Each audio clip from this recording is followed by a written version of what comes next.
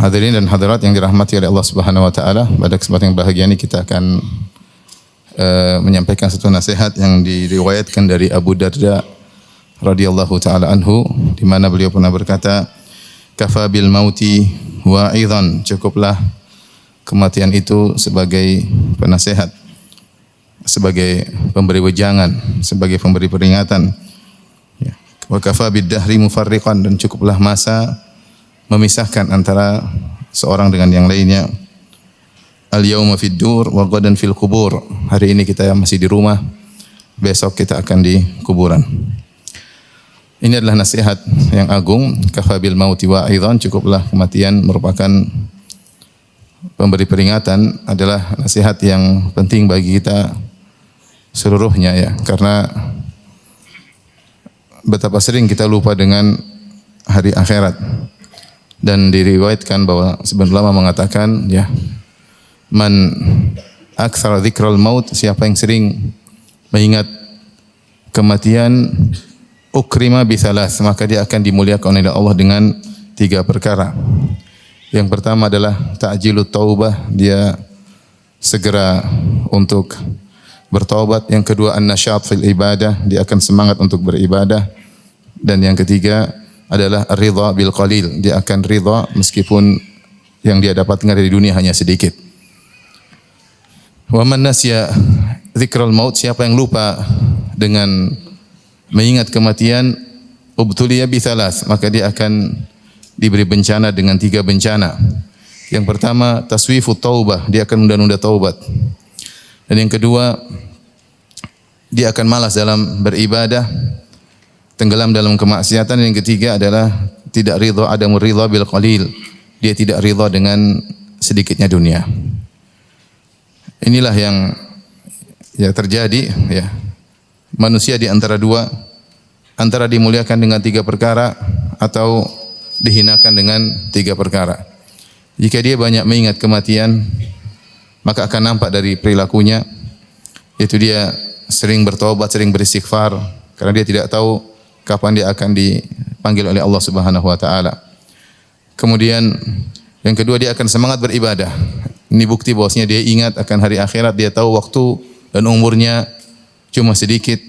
Yang Nabi SAW pernah berkata, "Sholli sholata muwaddi'in", salatlah engkau seakan-akan ini salat terakhir bagimu. Sehingga orang yang merasa dia akan meninggal, dia akan semangat dalam beribadah. Dan yang ketiga, ridha bil qalil, dia akan ridha dengan sedikit yang dia miliki. Dia tahu bahwasanya kehidupan dunia hanyalah sementara, dia tahu bahwasanya kematian bisa menjemputnya kapan-kapan saja. Tetapi jika seorang lupa dengan mengingat kematian, maka dia akan dihinakan dengan 3 perkara. Sebaliknya, kalau dia bermaksiat, maka dia taswif, menunda-nunda taubat. Dia tidak bertaubat. Dia merasa umurnya masih panjang. Apalagi dia mungkin baca dulu, ya, kakekmu umurnya 70, kakek umur 80, saya masih 30, saya masih 20. Sehingga dia pun masih lama, dia merasa kematian masih lama, sehingga dia pun akhirnya menunda taubatnya. Kemudian dia malas dalam beribadah. Ya. Kenapa? Dia merasa saya ingin menikmati dunia, umur masih panjang. Yang terakhir, dia tidak ridha dengan yang sedikit, karena dia merasa dia akan hidup lama, sehingga dia berusaha mencari dunia sebanyak-banyaknya. Waliyadzubillah. Oleh karenanya, mengingat akan kematian adalah perkara yang sangat dianjurkan, bahkan dianjurkan oleh Nabi sallallahu alaihi wasallam. Ikhwan dan akhwat yang dirahmati oleh Allah Subhanahu wa taala, apakah itu kematian? Kematian adalah makhluk sebagaimana kehidupan adalah makhluk. Allah Subhanahu wa taala berfirman, "Tabarakalladzi bi yadihil mulku wa huwa ala kulli syai'in qadir, alladzi khalaqal mauta wal hayata liyabluwakum ayyukum ahsanu amala." Alladzi khalaqal mauta wal hayata, dialah Allah yang telah menciptakan kematian dan menciptakan kehidupan. Liyabluwakum, untuk menguji kalian, ayyukum ahsanu amala, mana di antara kalian yang terbaik amalannya. Sebagaimana kehidupan diciptakan, kematian juga diciptakan. Makanya dalam hadis, pada hari kiamat kala yu'tabil maut ala hayati al-kabsh, pada hari kiamat kala akan dihadirkan kematian dalam bentuk seekor domba, kemudian disembelih di antara penghuni surga dan di antara penghuni neraka. Kemudian dikatakan, ya ahlul jannah khuludun la mauta fih, kekalah abadi, tidak ada kematian di dalam surga. Wa ya ahlan nar, wahai penghuni neraka, khuludun la mauta fih. Ketahuilah bahwasanya tidak ada kematian lagi dan akan hidup selama-lamanya karena kematian telah disembelih di antara penghuni surga dengan penghuni neraka. Ini menunjukkan bahwasanya kematian adalah makhluk yang diciptakan oleh Allah Subhanahu wa taala dan dia akan dihadirkan pada hari kiamat kelak untuk disembelih. Dan sebagian pakar mengatakan bahwasanya ketika seorang dilahirkan di atas muka bumi ini dari bayi, kemudian dia mulai membesar, maka banyak pertumbuhan sel sehingga membuat dia semakin besar. Akan tapi di saat yang sama ada juga sel-sel yang mati, ya. Kemudian, ya, tetapi komposisi atau kuantitas yang bertumbuh lebih banyak daripada yang mati. Sampai pada usia yang mungkin di puncak muda, ya, mungkin seimbang. Nanti ketika dia sudah mulai tua, maka sebaliknya, ya, sel-selnya semakin melemah, sel-sel yang mati semakin banyak, ya, dan itu adalah proses kematian. Itulah proses kematian, ya. Maka sebenarnya kematian juga dalam proses sebagaimana kehidupan juga berproses, kematian juga berproses pada saat yang sama hingga saatnya kemudian dia meninggal, apa karena selnya rusak atau karena dengan sebab-sebab yang lain. Dan sebab-sebab kematian sangatlah banyak, ya. Ta'addadatil asbab wal mautu wahid. Man lam yamut bisayfihi, man lam yamut bisayf, ya, mata bi ghairihi, ya. Barang siapa yang tidak meninggal karena dikena tikaman pedang, maka dia akan meninggal dengan sebab yang lain. Ta'addadatil asbab wal mautu wahid. Sebab-sebab kematian sangat banyak tapi semuanya menuju pada satu tujuan, yaitu adalah kematian. Al-Imam Al-Qurtubi rahimahullahu taala menyebutkan, ulama ijma' bahwasanya tidak diketahui bahwasanya kematian itu harus pada sebab tertentu, pada umur tertentu, pada waktu tertentu. Enggak ada yang tahu. Ya, bahwasanya kematian itu tidak ditentukan waktunya, tidak ditentukan sebabnya, tidak ditentukan, ya. Ini hal yang samar bagi manusia. Manusia tidak tahu. Dan Allah telah menyatakan dalam Al-Qur'an, "Wa ma tadri nafsun madza taksibu ghadan wa ma tadri nafsun bi ayyi ardin tamut." Tidak ada satu jiwa pun yang tahu apa yang akan dia kerjakan besok, dan tidak ada satu jiwa pun yang tahu di mana dia akan meninggal dunia, ya. Apa hikmahnya? Tidak ada yang tahu kapan dia meninggal, di mana dia akan meninggal, ya. Dia tidak tahu, ya, umur berapa dia meninggal, hari apa dia meninggal, lagi di mana dia meninggal, dalam kondisi apa dia meninggal dia tidak tahu, dan sebab apa yang membuat dia meninggal dia pun tidak tahu. Ini semua rahasia. Di antara hikmahnya agar seorang terus semangat beribadah setiap saat kepada Allah Subhanahu wa taala. Karena kalau dikasih tahu kamu meninggal tanggal sekian bulan sekian di tempat ini, dia mungkin bermaksiat terus sepuas-puasnya, menjelang meninggal dia bertobat kepada Allah, kemudian dia meninggal dunia, ya. Maka hikmah diciptakan manusia untuk beribadah kepada Allah hilang. Maka di antara hikmah Allah Subhanahu wa taala, Allah merahasiakan, ya, kematian seseorang. Wa ma tadri nafsun madza taksibu ghadan. Tidak satu jiwa pun yang tahu apa yang akan dia kerjakan besok. Wa ma tadri nafsun bi ayyi ardin tamut. Dan tidak satu jiwa pun tahu di mana dia akan meninggal. Maka dia tidak tahu kapan dia meninggal, di mana dia meninggal, dalam kondisi apa dia dicabut nyawanya, dan sebab apa dia dicabut nyawanya. Seseorang bisa saja berada pada kondisi dia di mana dia merasa dia akan selamat dari jatuh. Saya tidak akan jatuh. Ya mungkin dia lagi ditanam, jatuh dari mana, ya. Karena dia tidak berada di tempat yang tinggi. Saya tidak akan jatuh. Atau dia merasa dia akan selamat dari misalnya tenggelam, dia ada di darat. Saya tidak akan tenggelam karena lagi di darat, ya. Misalnya, atau seorang misalnya merasa saya akan selamat dari namanya kebakaran karena dia sedang di air misalnya. Air bukan tempat kebakaran. Tapi tidak seorang pun merasa selamat kematian akan datang pada dia. Karena kematian akan datang pada dia bisa kapan saja. Mau di udara, mau di darat, mau di laut, dalam kondisi sakit, dalam kondisi di puncak-puncak sehat, tiba-tiba saja malaikat maut bisa mencabut nyawanya. Ini diketahui oleh seluruh manusia bahwasanya kematian datang dengan tiba-tiba di saat seorang di puncak-puncak gembira, di saat seorang merasa di puncak-puncak sehatnya, di puncak-puncak ketenarannya, di puncak-puncak kekayaannya, misalnya tiba-tiba Allah mencabut nyawanya. Karenanya disebutkan bahwasanya Abul Atahiyah ketika bertemu dengan Harun Ar-Rasyid rahimahullah, maka Harun Ar-Rasyid meminta nasihat dari Abul Atahyah, seorang penyair muslim.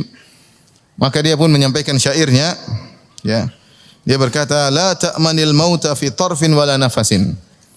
Janganlah engkau merasa aman dari kematian, meskipun hanya dalam sekejap mata, jangan merasa aman, dan meskipun hanya nafas yang kau keluarkan. Setiap nafas yang kau keluarkan, jangan kau merasa aman dari kematian, karena kematian bisa datang dengan tiba-tiba.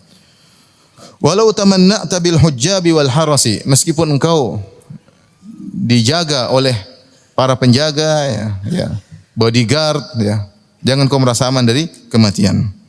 Wa'lam bi anna sihamal mauti nafidatun, ketahuilah bahwasanya panah kematian pasti menembus dada siapa saja. Fi kulli mudarra'in minna wa mutarrisin. Setiap orang yang pakai baju besi maupun memakai tameng, kalau kematian datang akan menembus dadanya dan akan dia dicabut nyawanya. Tamengnya, baju besinya tidak akan bisa menghalanginya dari kematian. Ma balu dinika tarda an tudannisahu wa thawbu nafsika maghsulun minad danasi. Kenapa kau ridha agamamu terkotori dengan maksiat-maksiat, sementara engkau tidak ridha bajumu yang kau pakai terkotori dengan kotoran-kotoran. Tarjun najata wa lam tasluk masalikaha. Engkau ingin selamat tapi kau tidak menempuh jalan keselamatan. Inna safinata la tajri alal yabisi. Sungguhnya kapal tidak mengalir atau tidak berlayar di atas daratan. Maka disebutkan Harun Ar-Rasyid rahimahullah kemudian menangis ketika mendengar bait syair ini. Artinya apa? Tidak ada yang bisa menghalangi kematian. Mau raja, mau bodyguardnya banyak. Bagaimana dia mau dijaga semua bodyguard? Bodyguardnya saja meninggal dunia. Bodyguard saja meninggal dunia. Ya. Kita mendengar berita tentang misalnya Abdul Aziz Al-Fagham rahimahullahu taala, ya, bodyguardnya Raja Salman yang sempat menarik perhatian dunia ketika itu dengan kehebatannya, ahli dalam segala hal, dengan bodinya yang tinggi, dengan pandangannya yang awas. Semua orang terpukau dengan dia, tiba-tiba meninggal dunia. Tiba-tiba meninggal dunia. Ya, bagaimana seorang raja berlindung di balik seorang bodyguard juga meninggal dunia. Maka benar kata Abul Atahyah, la ta'manil mauta fi tarfin wala nafasin. Jangan kau merasa aman dari kematian meskipun dalam sekejap mata, meskipun nafas yang kau keluarkan, ya, sekali hembusan nafas. Ikhwan dan akhwat yang dirahmati Allah Subhanahu wa taala. Itulah kematian akan mendatangi orang kemanapun dia berlari. Qul innal mauta alladhi tafirruna minhu fa innahu mulaqikum. Katakanlah bahwasanya kematian yang kau menghindar darinya dia pasti akan mendatangimu. Bahkan sebagian ulama mengatakan kematian bukan dari belakang, dia datang dari depan. Kau berlari menjauh darinya dan dia datang mendekatimu. Karena setiap hari kita sama-sama berjalan menuju titik kematian. Kita semua sedang di atas rel menuju titik kematian, tujuan yang sama, cuma kita tidak tahu siapa yang duluan sampai. Yang di depan kita atau di belakang kita, kita enggak tahu posisi kita di mana. Tapi kita sama-sama sedang menuju titik kematian. Dan titik kematian tersebut datang menuju kita. Fa innahu mulaqikum. Dia akan menemui kalian. Seorang boleh saja lari dari kematian dengan berolahraga, boleh, tidak jadi masalah. Berolahraga, minum vitamin, kemudian melakukan sebab-sebab kesehatan. Tapi kalau kematian sudah datang, dia tidak akan bisa lari darinya. Betapa sering seorang keluar dari rumahnya, tidak terbetik dalam benaknya 1% pun dia akan meninggal. Tidak ada probability dalam benaknya ada 1% dia meninggal, enggak ada. Dia keluar dengan senang-senangnya, dengan perencanaannya dan planningnya yang begitu panjang, tiba-tiba keluar meninggal dunia. Tiba-tiba meninggal dunia, entah serangan jantung, entah ketabrak, entah ditembak orang, entah pesawat jatuh, entah tenggelam. Dia keluar rumahnya tidak 1% pun dalam benaknya dia akan meninggal, tahu-tahu Allah mencabut nyawanya. Karena kematian memang datang mengejar seseorang. Allah berfirman, "Aina ma takunu yudrikumul maut walau kuntum fi burujin musyayyadah." Dimanapun kalian berada, maka kalian akan ditemui oleh kematian. Dimanapun kalian berada. Walau kuntum fi burujin musyayyadah, meskipun kalian sedang berada di benteng yang kokoh. Ya. Kalau kematian datang, kita tidak bisa mengelak. Mau berlindung di mana? Mau di benteng yang kokoh, dengan pasukan yang banyak, dengan pengawal yang banyak, ya. Bersembunyi dalam kamar, kalau kematian datang kapan saja, maka tidak bisa seorang terhindar darinya. Ikhwani wa akhwati rahimakumullah jami'an, hadirin hadirat yang dirahmati oleh Allah Subhanahu wa taala. Allah Subhanahu wa taala telah menggambarkan dalam Al-Quran bahwasanya Allah Subhanahu wa taala Al-Qahir, yang berkuasa atas makhluknya. Makhluknya menjalankan aturan-aturannya. Semua berjalan sesuai dengan takdirnya, ya. Wa huwal qahiru fawqa ibadih. Dialah Allah yang berkuasa di atas hamba-hambanya, ya. Hamba-hambanya, ya, tidak bisa berkutik. Ketika Allah membuat dia harus sakit, maka dia akan sakit. Meskipun dia berusaha sehat, segar bugar, tapi kalau dia sakit akan sakit. Kapan Allah ingin membuat dia jatuh dari jabatan yang tinggi menjadi rendah, Allah mampu. Dan dia meskipun dia sudah berusaha semaksimal mungkin, kalau Allah berkehendak, maka jabatannya akan jatuh, ya. Kalau dia berusaha untuk sekaya-kayanya, tapi kalau Allah berkehendak dia jatuh miskin, maka dia akan jatuh miskin. Manusia tahu dia di luar kemampuan, banyak hal terjadi di luar kemampuannya, banyak. Sekaya apapun dia, setinggi apapun jabatannya, dia tahu banyak kejadian di luar kemampuannya, di luar kehendaknya. Tidak usah jauh-jauh. Salah seorang dari kita pulang ke rumah, tahu-tahu diomelin istri, di luar kehendak atau tidak? Mau pejabat, mau apa, istri yang ngomel selesai. Di luar kehendak dia. Tapi sudah ditakdirkan oleh Allah Subhanahu wa taala, mau diapain? Mau uangnya banyak, mau jabatannya tinggi, kalau pulang diomelin istri, mau diapain? Jadi kita ini banyak kejadian menunjukkan kita ini makhur.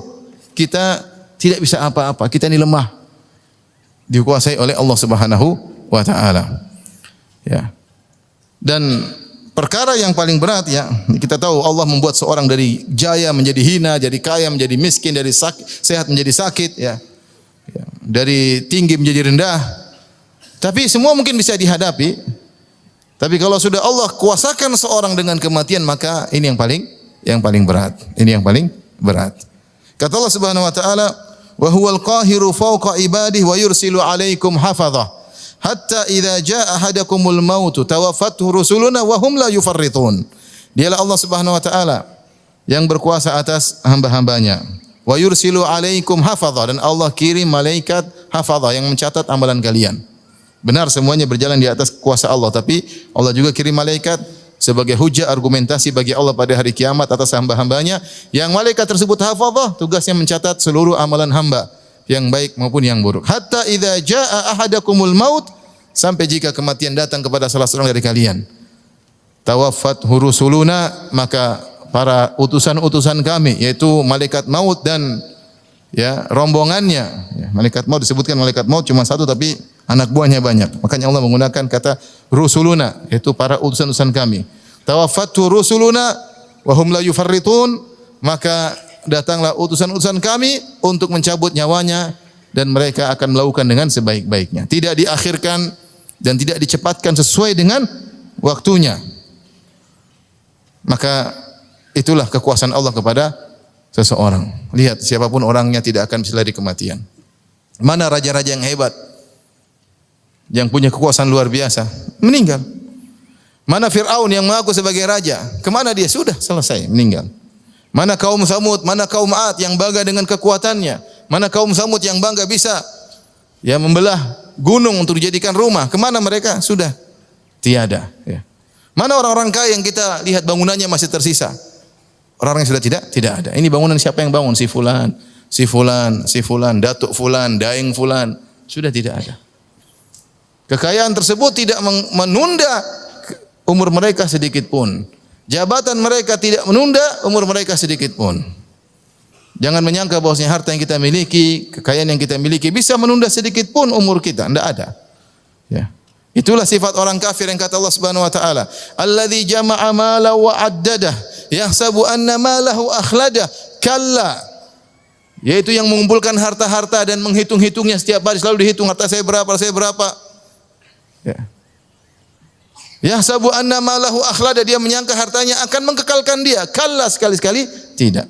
Seorang meninggal di puncak-puncak kekayaan, seorang meninggal di puncak-puncak kejayaan. Oleh karenanya kalau Allah sudah tetapkan kematian, ya, maka tidak ada yang bisa menghindarinya. Dan itulah, ya, fenomena atau pernak-pernik kehidupan. Ada kehidupan, ada kematian. Seorang penyair berkata, Thamaniyatun la budda minha 'alal fata wa la budda an tajri 'alaihi thamaniyah. 8 perkara yang pasti akan melewati seorang pemuda. Dan 8 perkara ini pasti menjalani seorang pemuda. Apa 8 perkara tersebut? Sururun wa hamun. Sururun wa hammun. Kegembiraan dan kesedihan. Wajtima'un wa furqatun. Pertemuan dan perpisahan. Begitulah kehidupan kita. Wa yusrun wa usrun. Ada kemudahan, ada kesulitan. Wa saqmun wa afiyah, ya. Ada namanya sakit dan ada namanya sehat. Kita berkumpul, kita akan berpisah. Berpisah secara fisik atau berpisah dengan kematian, ya. Kata Jibril alaihissalam kepada Nabi sallallahu alaihi wasallam, "Ya Muhammad, ish ma syi'ta fa innaka mayyitun." Wahai Muhammad, hiduplah yang kau sukai, kau akan meninggal dunia. Dan ini sesuai dengan firman Allah Subhanahu wa taala, "Innaka mayyitun wa innahum mayyitun." Kau akan meninggal dan mereka akan meninggal. Wa habib man syi'ta fa innaka mufariqu. Cintailah siapa yang kau sukai, kau pasti akan berpisah darinya. Baik, ikhwan dan akhwat yang rahmatillah Subhanahu wa taala. Jika kematian telah datang, maka tidak ada yang bisa lari, siapapun dia. Karenanya dalam riwayat tatkala riwayat yang sahih ketika Nabi Daud alaihissalam yang begitu hebat, sejak muda dia sudah jago berperang, tidak ada yang bisa menandingi kekuasaannya. Nabi Daud alaihissalam terkenal jagoan. Semua orang takut dengan Nabi Daud. Namun ketika malaikat maut datang masuk ke tengah rumah Nabi Daud alaihissalam, Nabi Daud bertanya, kok bisa ada orang masuk di rumahnya? Nabi Daud alaihissalam berkata, siapa engkau? Maka malaikat maut berkata, Ana alladzi la ahabul muluk. Aku adalah yang tidak pernah takut kepada raja manapun. Wala yamtani minil hujab. Dalam riwayat wala amtani minal hujab, dan tidak ada pengawal-pengawal yang bisa menghalangiku. Kata Nabi, kalau begitu engkau adalah malaikat maut. Ya.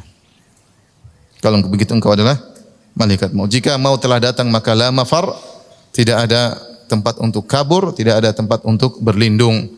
Jika waktunya, idza jaa ajaluhum la yastakhiruna sa'atan wa la yastaqdimun. Jika tiba waktunya maka tidak akan ditunda dan tidak akan dipercepat sedikit pun. Ikhwan dan akhwat yang dirahmati oleh Allah Subhanahu wa taala, Allah Subhanahu wa taala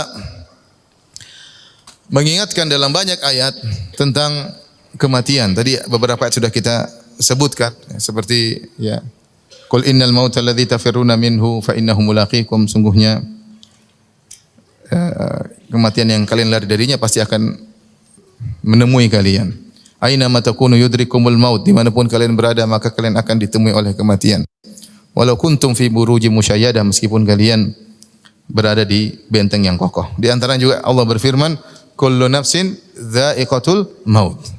Setiap yang bernyawa pasti merasakan kematian. Dan ini kita tahu lafal kullu adalah lafal umum. Kullu nafsin, setiap jiwa, semua yang berjiwa, laki atau perempuan, ya, tua atau muda, kaya atau miskin, pejabat atau rakyat jelata, terkenal atau tidak terkenal, dha'iqatul maut, dia akan mencicipi kematian, ya. Di sini dalam ayat ini Allah Subhanahu wa taala menyebutkan tubuh yang merasakan kematian dengan kata dha'iqah. Dha'iqah itu artinya mencicipi.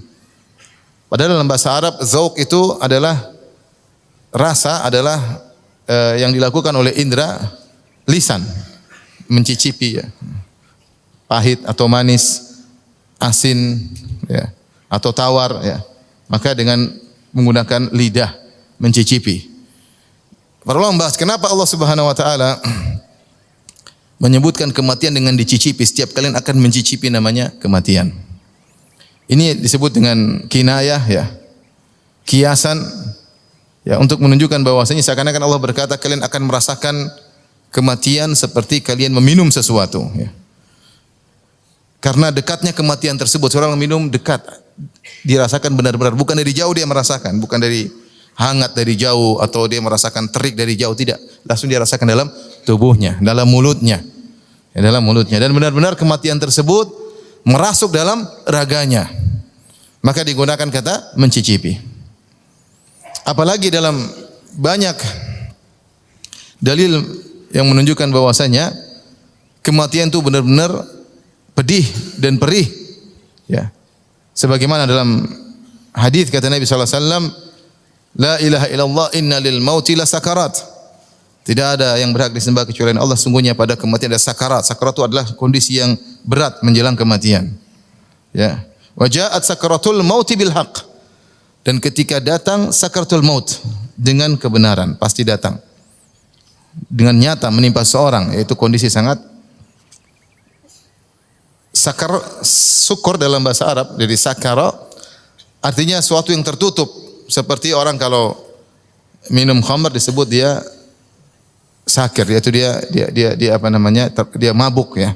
Makanya Nabi sallallahu alaihi wasallam melarang semua yang memabukkan. Kata Nabi sallallahu alaihi wasallam, kullu muskirin khamrun. Semua yang menutupi namanya khamr, menutup otak ya. Makanan yang bisa membuat orang mabuk menutup otak, minuman yang bisa membuat orang mabuk menutup otak, termasuk khamr, termasuk hirupan aroma tertentu yang bikin seorang mabuk disebut dengan khamar. Apapun yang buat seorang bisa tertutup otaknya dengan kelezatan disebut dengan khamar. Nah, kenapa disebut dengan sakratul maut? Karena kondisi yang sangat genting, yang sangat payah membuat seorang antara hidup dan mati, antara sadar dengan tidak sadar, kena kepayahan yang dia rasakan. Maka disebut dengan sakaratul maut. Itu kondisi-kondisi berat yang dihadapi oleh seseorang sebelum kematiannya. Walau tara idzal zalimuna fi ghamaratil maut wal malaikatu basitu aydihim akhriju anfusakum. Seandainya kalian bisa melihat tatkala orang-orang zalim fi ghamaratil maut, ditafsirkan dalam kondisi sakaratul maut, wal malaikatu basitu aydihim, dan malaikat ya membentangkan tangan mereka, menghajar mereka, memukuli mereka, akhriju anfusakum, keluarkan jiwa kalian. Namun ini perkara yang gaib, orang enggak lihat. Makanya Allah mengatakan walau tara idzal zalimuna. Kalau seandainya kalian melihat tapi tidak kelihatan. Bisa saja orang tersebut dalam kondisi tubuhnya baik tapi sesungguhnya dia sedang tersiksa, nyawanya sedang tersiksa namun dia tidak bisa melihatnya. Terkadang Allah menampakkan, terkadang. Tapi hukum asalnya kondisi orang tatkala ya disiksa oleh malaikat dalam kondisi tidak kita lihat. Tidak kita lihat. Makanya Allah berfirman tentang orang-orang kafir, kata Allah, "Wan nazi'ati gharqa." Demi malaikat yang mencabut nyawa dengan keras. An-nazi'ati gharqa maksudnya seperti seorang yang tarik busur panah, dia tarik talinya sekuat-kuatnya. Dia tarik dengan sungguh-sungguh supaya anak panah tersebut bisa melesat dengan sekuat-kuatnya. Maka dia tarik. Demikianlah Allah menggambarkan bagaimana malaikat ketika mencabut nyawa orang kafir. Nyawanya sudah bercampur dengan dagingnya dan darahnya, tidak mau keluar. Tapi dia tarik dari ujung kaki keluar untuk keluar dari jasadnya. Makanya disebutkan dalam hadis seperti misalnya jarum atau duri yang masuk dalam as-safut, yang masuk dalam apa? Dalam misalnya karung ya. Kemudian sulit untuk ditarik. Kan kalau ditarik keset tertahan dengan karung tersebut. Ditarik sampai harus merobekin karung tersebut. Itu gambaran ruh orang kafir ketika dicabut oleh malaikat. Namun kata Allah, walau tara idzal zalimuna fi ghamaratil maut. Seandainya kau bisa melihat bagaimana malaikat ketika dalam ghamaratul maut. Dan semakin seorang beriman kepada Allah Subhanahu wa taala semakin mudah dicabut nyawanya. Allah mengatakan nazi'ati gharqa wan nasyitati nashta. Dan demi malaikat yang mencabut nyawa dengan selembut-lembutnya.